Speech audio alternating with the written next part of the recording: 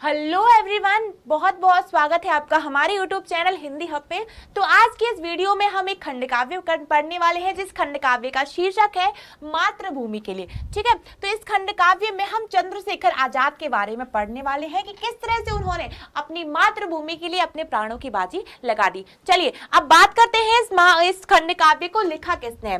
तो यह खंड काव्य डॉक्टर जयशंकर त्रिपाठी जी के द्वारा लिखा गया है। याद रखना, आपके एग्जाम में खंड काव्य आएगा ही आएगा। ठीक है, अब एक सबसे इंपॉर्टेंट बात वो है कि आपकी पाठ्य पुस्तक के पहले पृष्ठ मतलब आपकी जो बुक है हिंदी की उसके पहले पेज पे आपको लिखा रहेगा कि कौन सा खंड काव्य किस जिले में आना है। ठीक है, तो अगर जो खंड काव्य अगर आपके जिले में आना है तो इसको बहुत अच्छे से पढ़ना है, वीडियो को बहुत ध्यान से देखना। ठीक है, अब बहुत सारे बच्चे पूछ रहे थे कि मैम ये बता दीजिए कि कौन सा खंड काव्य कौन से जिले में आना है। ठीक है, तो याद रखो आपकी बुक में ही सब कुछ है, सारा डेटा आपकी बुक में ही लिखा हुआ है। ठीक है, तो इस वीडियो को बहुत ध्यान से देखना।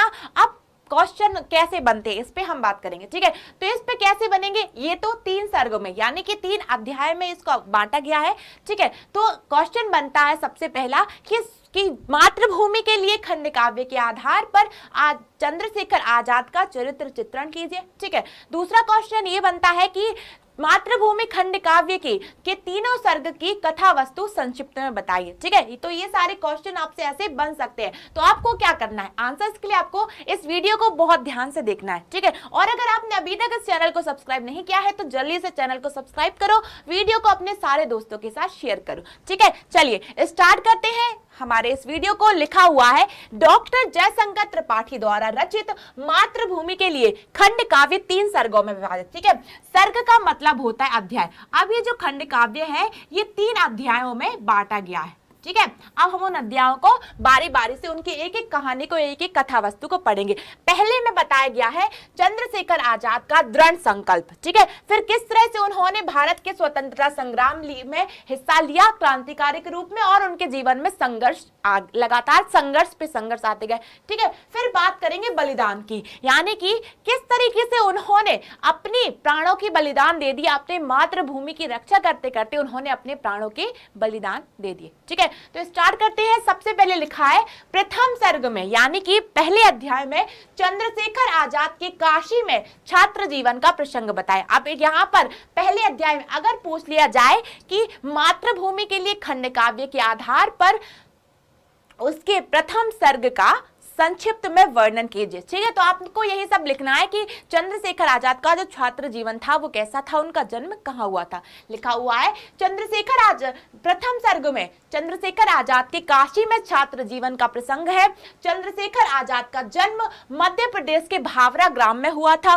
बड़े होने पर वे काशी नगरी में संस्कृत पढ़ने के लिए गए। ठीक है, उस समय भारत में ब्रिटिश शासन का दमन चक्र चल रहा था। भारतीय जनता के दमन के लिए रॉलेट एक्ट बनाया गया। ठीक है, अब यहाँ पे क्या लिखा है कि चंद्रशेखर आजाद का जन्म मध्य प्रदेश के भावरा नामक गांव में हुआ था। फिर क्या हुआ कि बड़े होने पर वे संस्कृत पढ़ने के लिए काशी नगरी में चले गए। यहाँ पे क्या है था कि उस समय भारत जो था, हमारा जो भारत था वो अंग्रेजों का गुलाम था। लिखा हुआ है कि उस समय भारत में ब्रिटिश शासन का दमन चक्र चल रहा था। ठीक है, भारतीय जनता के दमन के लिए रॉलेट एक्ट बताया गया था। अब उस समय जो ब्रिटिश सरकार था वो किस तरह से भारतीयों पर अत्याचार कर रहा था और इसी के साथ उन्होंने एक नया एक्ट लाया वो जिसका नाम दिया गया रॉलेट एक्ट। ठीक है, जिसके अनुसार देशभक्तों पर राजद्रोह का मुकदमा चलाकर उन्हें दंडित किया जाएगा। ठीक है, अब इस एक्ट में क्या था, लिखा हुआ था कि जो जितने भी क्रांतिकारी हैं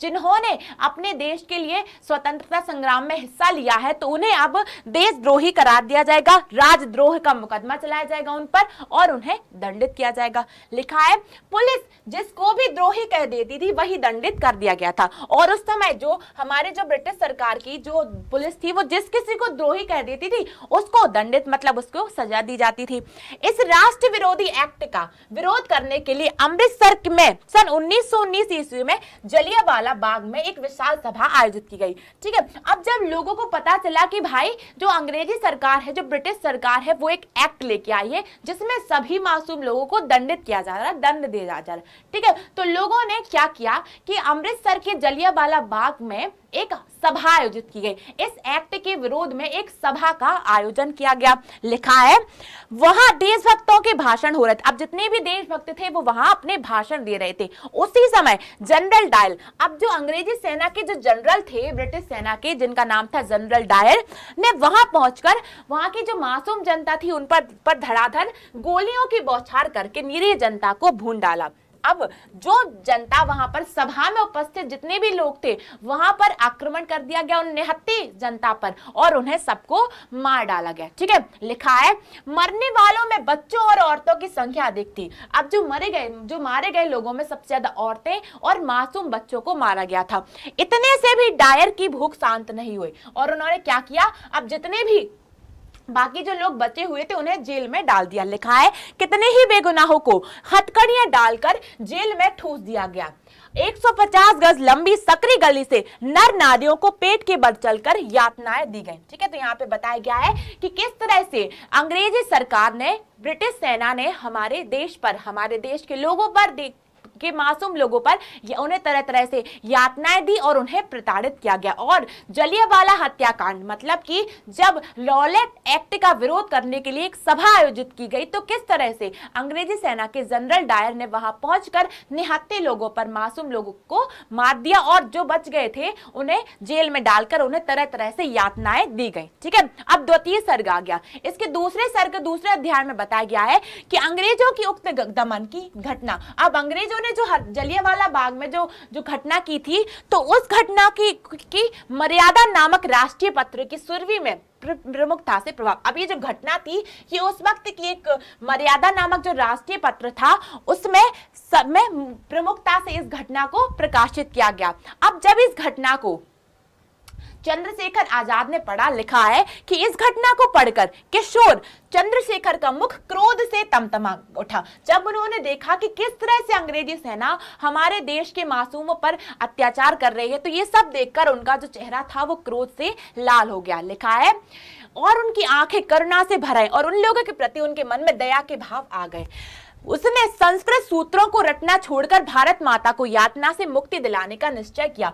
अब जो आजाद, चंद्रशेखर आजाद, जो अपनी आगे की पढ़ाई के लिए काशी गए हुए थे संस्कृत की पढ़ाई करने के लिए, अब उन्होंने क्या किया, जब उन्हें पता चला कि किस तरह से अंग्रेजी सेना भारतीयों पर अत्याचार कर रही है तो उन्होंने अपनी पढ़ाई को वहीं छोड़कर स्वतंत्रता संग्राम में हिस्सा ले लिया और वो एक क्रांतिकारी बन गए। लिखा है उन्होंने निश्चय किया, उन्होंने संस्कृत सूत्रों को रटना छोड़कर भारत माता को यातना से मुक्ति दिलाने का निश्चय किया और भारत माता के गुलाम रहते अपना जीवन व्यर्थ समझा।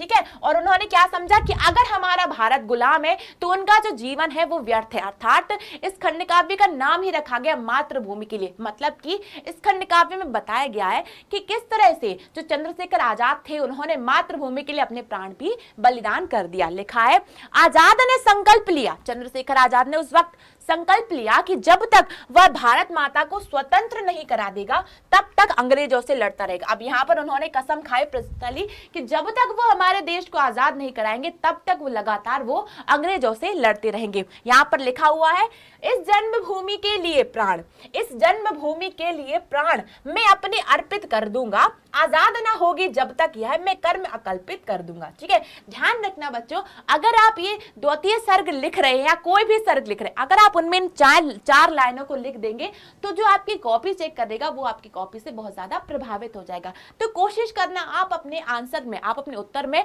सब कुछ लिखें, पॉइंट टू पॉइंट लिखें।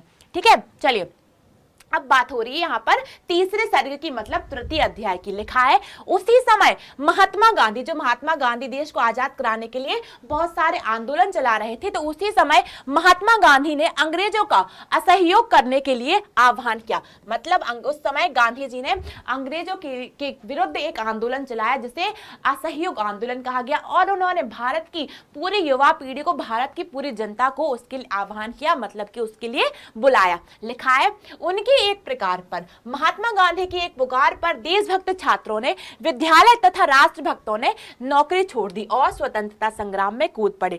अब बताया है कि अपने देश को आजाद कराने के लिए किस वक्त, उस वक्त के जो छात्र थे और जो नौकरी कर रहे थे, उन्होंने सबने अपनी, छात्रों ने अपनी पढ़ाई छोड़ी और जो नौकरी करते थे उन्होंने अपनी नौकरियों को छोड़ा, अपने दफ्तरों को छोड़ा और सब लोग भारत को आजादी दिलाने के लिए स्वतंत्रता संग्राम में एकजुट हो गए। अब लिखा है वे सरकारी कार्यालयों पर, अब जो सरकार थी अंग्रेजी सरकार के दफ्तरों पर धरना देते, जब पुलिस अश्रु गैस के गोले छोड़ती और लाठियां बरसाती थी तब देशभक्त लाठियां खाते और सवारों से कुचले जाते थे, फिर भी इंकलाब का नारा लगाने से ना रुकते। अब यहां पर कवि लेखक ने बताया कि किस तरह से हमारे भारत के जो देशभक्त थे, सच्चे देशभक्त, उन पर कितने ही अत्याचार किए गए, उन्हें तरह तरह से यातनाएं दी गई, लेकिन फिर भी वो इंकलाब जिंदाबाद का नारा लगाते रहे। लिखा है चंद्रशेखर को देशद्रोह के अभियोग में बंदी बना लिया। अब एक वक्त ऐसा आया जब चंद्रशेखर आजाद को भी देशद्रोह के अभियोग में, देशद्रोह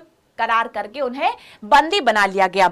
मजिस्ट्रेट के द्वारा परिचय पूछने पर उन्होंने अपना नाम आजाद, पिता का नाम स्वाधीन तथा घर जेल खाना बताया। अब जब उन्हें मजिस्ट्रेट के सामने पेश किया गया, जज के सामने लाया गया, तब उनसे पूछा गया उनका परिचय, तो उन्होंने क्या बताया कि मेरा नाम आजाद है, मेरे पिता का नाम है स्वाधीन और मेरा घर है जेल खाना। उनकी इन बातों से, उनके इस तरह के साहस को देखकर जो मजिस्ट्रेट था वो भी स्तब्ध रह गया। लिखा है मजिस्ट्रेट बालक के साहस को देखकर स्तब्ध रह गए।